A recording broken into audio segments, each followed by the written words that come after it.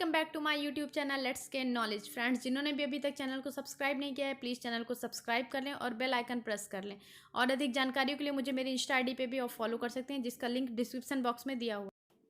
Friends, आज हम बात करेंगे एनसीईआरटी ईवीएस के जीव जंतुओं के टॉपिक में, एनिमल्स के बारे में हम बात करेंगे।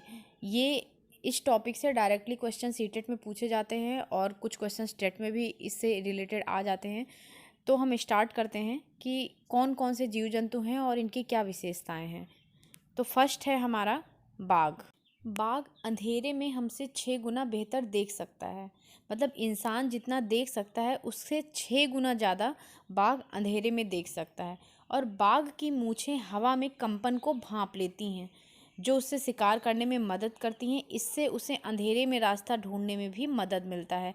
बाघ की जो मूंछें होती हैं वो हवाओं में कंपन को भांप लेती हैं कि कंपन से उनको ये पता चल जाता है कि शिकार किस तरफ से है, उसे किधर शिकार करना है। ये सारी चीज़ें उसे पता चल जाती हैं और उसे अंधेरे में रास्ता ढूंढने में भी सहायता मिलती है, क्योंकि उसके जो मूंछें होती हैं उसके कंपन से उसको पता चल जाता है कि अंधेरे में उसको किस तरफ जाना है या किधर से आवाज़ आ रही है, किधर शिकार करना है। नेक्स्ट है बाघ मौका अनुसार अपनी आवाज़ बदलता रहता है। बाघ के अंदर ये क्वालिटी होती है कि वो सिचुएशन के अकॉर्डिंग अपनी आवाज़ों को भी चेंज करता रहता है। और बाघ का गुर्राना 3 किलोमीटर तक सुना जा सकता है। इसकी गुर्राहट इतनी तेज़ होती है कि 3 किलोमीटर तक वो सुनाई पड़ती है। बाघ के कान अलग अलग दिशाओं में आवाज़ को इकट्ठा करने के लिए घूम भी जाते हैं। इनके कान डायरेक्शन चेंज हो जाता है, जिधर से आवाज़ आती है उनको सुनने के लिए इनके कानों के डायरेक्शन भी चेंज होता रहता है ऑटोमेटिक। अब है कि बाघ दिवस कब मनाया जाता है। तो 29 जुलाई को बाघ दिवस मनाया जाता है। और बाघ कहाँ कहाँ का राष्ट्रीय पशु है। तो बाघ भारत का राष्ट्रीय पशु है, बांग्लादेश का राष्ट्रीय पशु है और मलेशिया का भी राष्ट्रीय पशु है। बाघ की औसत आयु क्या है। तो बाघ की औसत आयु लगभग 26 साल मानी जाती है। फिर है बच्चे का वजन कितना होता है। तो बाघ के बच्चों का वजन 1 से 1.5 किलोग्राम होता है, मतलब 500 से 1500 ग्राम तक। फिर है कि मादा का गर्भधारण काल कितना होता है। तो 3.5 महीने का मादा का गर्भधारण काल होता है। और ये एक साथ कितने बच्चों को जन्म देती है। तो 3 से 4 बच्चों को जन्म एक साथ होता है। और बाघ की अधिकतम आवाज़ कितनी होती है। तो 18 हर्ट्ज बाघ की अधिकतम आवाज़ होती है। और इसकी दौड़ने की स्पीड 65 किलोमीटर प्रति घंटा होती है। नेक्स्ट है कि बाघ की छलांग। तो बाघ की छलांग लंबाई में 30 फीट और ऊंचाई में 12 फीट मानी जाती है। नेक्स्ट है स्लॉथ। स्लॉथ को सबसे आलसी जीव माना जाता है। ये भालू जैसा दिखता है और ये एक दिन में करीब 17 से 18 घंटे सोता है और ये पेड़ों पर उल्टा लटक कर सोता है। ये स्लॉथ पत्तियाँ खाता है और ये एक पेड़ पर लगभग 5 वर्ष तक रहता है। 40 वर्ष के जीवन में स्लॉथ केवल 8 पेड़ पर घूमता है। इसका जीवन काल जो होता है वो 40 वर्ष होता है, क्योंकि एक पेड़ पर ये 5 वर्ष रहता है और ये अपने पूरे जीवन काल में लगभग 8 पेड़ों पर रहता है। तो 8 × 5 = 40। तो 40 ईयर इनकी औसत आयु होती है लाइफ इनकी। और ये सप्ताह में एक बार मलमूत्र त्यागने के लिए पेड़ से नीचे उतरता है। ये वीक में एक बार खाली पेड़ से नीचे उतरता है, बाकी ये पेड़ पर ही रहता है। और स्लॉथ को एक अच्छा तैराक भी माना जाता है। नेक्स्ट एनिमल है जिराफ। जिराफ की ऊंचाई 5 मीटर होती है और इसकी आयु 25 साल मानी जाती है। और जिराफ एक दिन में 35 किलो तक पत्ती खा सकता है।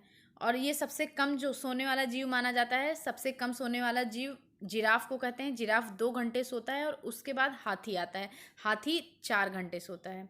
और जिराफ की मादा मतलब जो फीमेल जिराफ होती है वो खड़े होकर बच्चे को जन्म देती है और जन्म के 1 घंटे बाद ही इनके बच्चे चलने लगते हैं। नेक्स्ट है रेड चूहा। चूहों में देखने की क्षमता कम पर सूंघने पर स्वाद की क्षमता तीव्र होती है। इनकी जो दृष्टि क्षमता होती है वो बहुत कम होती है और सूंघने और स्वाद की जो क्षमता होती है वो बहुत तीव्र होती है। और चूहे के दांत जो हैं जीवन पर्यंत बढ़ते रहते हैं, इसलिए चूहे की प्रवृत्ति कुतरने की होती है। वो चीज़ों को कुतर देता है। अगर ऐसा वो ना करे तो उसके दांत बहुत ही बड़े हो जाएंगे, इसलिए वो चीज़ों को कुतरता और काटता रहता है। नेक्स्ट एनिमल है हाथी एलिफेंट। 3 महीने के हाथी का वजन 200 किलोग्राम का होता है और हाथियों के झुंड में केवल हथनियां व बच्चे रहते हैं, मतलब जो मेल एलिफेंट होते हैं वो झुंड में नहीं रहते हैं।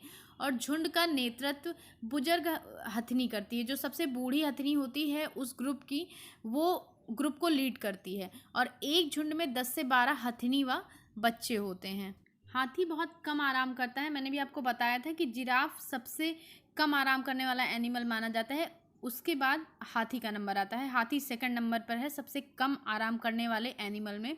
ये एक दिन में 2 से 4 घंटे ही सोता है और परेशानी आने पर ये एक दूसरे की मदद करते हैं। हाथियों के अंदर ये एक क्वालिटी पाई जाती है कि प्रॉब्लम्स के टाइम पर ये एक दूसरे की मदद करते हैं। हाथी को कीचड़ में खेलना बहुत पसंद है और 14 से 15 साल बाद हाथी झुंड छोड़कर चला जाता है और फिर झुंड में सिर्फ फीमेल हथनी व बच्चे रह जाते हैं। हाथी के बारे में मैंने एक डिटेल वीडियो बनाया है, जिसे आप प्लेलिस्ट में जाके चेक कर सकते हैं। उसमें हाथी के बारे में डिटेल में सब कुछ डिस्कस किया गया है। नेक्स्ट हम बात करते हैं मछली के बारे में। फिश बिजली की तरंगों की भांति एक दूसरे को खतरे की चेतावनी देती हैं। मछलियाँ एक दूसरे को, अगर कोई खतरा आने वाला है तो एक दूसरे को चेतावनी देती हैं बहुत ही तेज़ी से। लिखा है बिजली की तरंगों की भांति, तो बहुत ही तेज़ी से एक दूसरे तक ये चेतावनी दे देती हैं कि खतरा आने वाला है। नेक्स्ट है व्हेल। व्हेल मछली पानी में रहती है। यह एक मैमेलियन ऑर्गेनिज्म है, मतलब स्तनधारी जीव है। ये बच्चों को जन्म देती है। व्हेल पृथ्वी पर पाए जाने वाला सबसे बड़ा जीव है और ये फेफड़ों से सांस लेती है। व्हेल की आयु 90 वर्ष मानी जाती है। नेक्स्ट है डॉल्फिन। डॉल्फिन की आयु 50 साल होती है और भारत के राष्ट्रीय जलीय जीव भी डॉल्फिन को माना जाता है। अंधी डॉल्फिन को राष्ट्रीय जलीय जीव कहा जाता है और ये एक मैमेलियन ऑर्गेनिज्म है, मतलब स्तनधारी जीव डॉल्फिन भी है व्हेल की तरीके। इसको मछली नहीं कहा जाता है, ये स्तनधारी जीव की लिस्ट में आते हैं। फिर है डॉल्फिन 10 से 15 मिनट तक पानी के अंदर रह सकती है, लेकिन वह पानी के अंदर सांस नहीं ले सकती है। उसे सांस लेने के लिए पानी की सतह पर आना पड़ता है। 10 से 15 मिनट के बाद डॉल्फिन पानी के अंदर से वो ऊपरी सतह पर पानी के आ जाती है, इसलिए क्योंकि उसको अंदर सांस लेने में प्रॉब्लम होती है। और डॉल्फिन 5 फुट से 18 फुट तक लंबी हो सकती है। डॉल्फिन गंगा नदी में पाई जाती थी, लेकिन अब ये धीरे धीरे विलुप्त हो रही हैं। अभी बहुत सारे जीव जंतु रह गए हैं, जिनके बारे में मैं आपको नेक्स्ट वीडियो में बताऊंगी। और अगर ये वीडियो आपको यूजफुल लगा हो तो प्लीज़ अपने फ्रेंड्स के साथ ज़्यादा से ज़्यादा शेयर करिएगा और लाइक करिएगा। Thank you.